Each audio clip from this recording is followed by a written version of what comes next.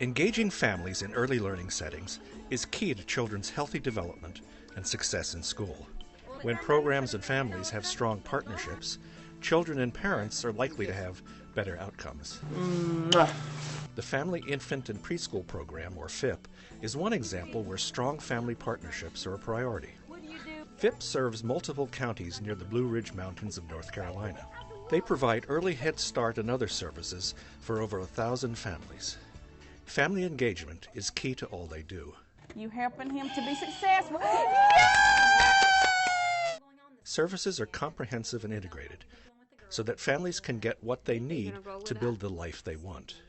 FIP is strongly committed to evidence-based practice. The practices that we use are based on decades of research by individuals across not only the country but all over the world who have done work around supporting families. FIP doesn't just rely on outside research, it's constantly collecting its own data. We gather our research data directly from the children and the families, and the staff are all a part of the research piece and help us shape the practices that we would use. We're always talking about what are the characteristics of an effective home visit. What should we be seeing from the children, from the teachers, parent involvement, the environment. 3, 4, 5, 6, and 7. So these are the fat cows. The information gathering is guided by a particular philosophy: to build a family's capacity to thrive. It really all revolves around this capacity building model that we have. We're promoting what they want to have happen, we're promoting what they want to do well, not simply preventing deficits. Really is about lifting up families to where they want to be. Though FIP does offer a center-based component, it also serves its families with a strong home visiting program. We take a primary coach approach to supporting families. Each family gets one coach. They get one person who is their coach, and it's that person's job to build that trusting relationship with them and to be responsible to them for the kinds of support that they need. So what do you like about doing the reading activity? I like that it gives me one-on-one attention sometimes with each one of them, and it's on different levels. The work is actually not about just children, and the work isn't just about families doing what we think they need to do or what we hope that they'll do, but trying to think about how I'm going to support this family in terms of their vision and building their confidence to take those steps that will increase their competence and help them get on their road. Another key principle: meet families where they are and help them with their priorities. Tell me what you know about how she learns the best. I think she learns better if she sees you do it first, and she can do it. It's all about focusing on parents as the most powerful agents of a child's development.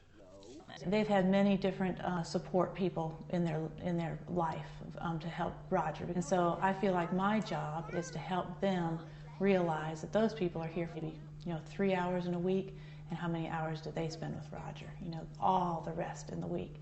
And who's teaching him most? That they are. Whoa, did you see it? That loose wheel makes it spin. My role with them is to help them recognize already what they're doing with Roger. For instance, little Roger plays with his father.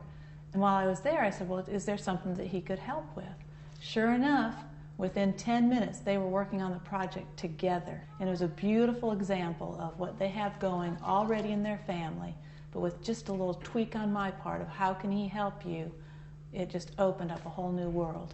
Commitment to ongoing improvement, professional development for staff, and support from leadership are all critical. One of the ways that we incorporate the research into practice is by providing direct supports to the staff in terms of training. But we know that training alone, according to the research, isn't enough, that really they need the opportunity to put that into practice. Part of the evidence-based approach is encouraging reflective practice in both staff and families. Leadership helps staff reflect on their work and learn about how they can be most effective. In what ways are they becoming more aware of what they know and how they know it and why they're doing it? Because that's the evidence around, is what you're doing effective? What happens when you give your baby a bath at home? What does she do? She splashes and plays, and she cries when she gets back. Staff help families reflect on their goals and their progress. It's very different than advice giving.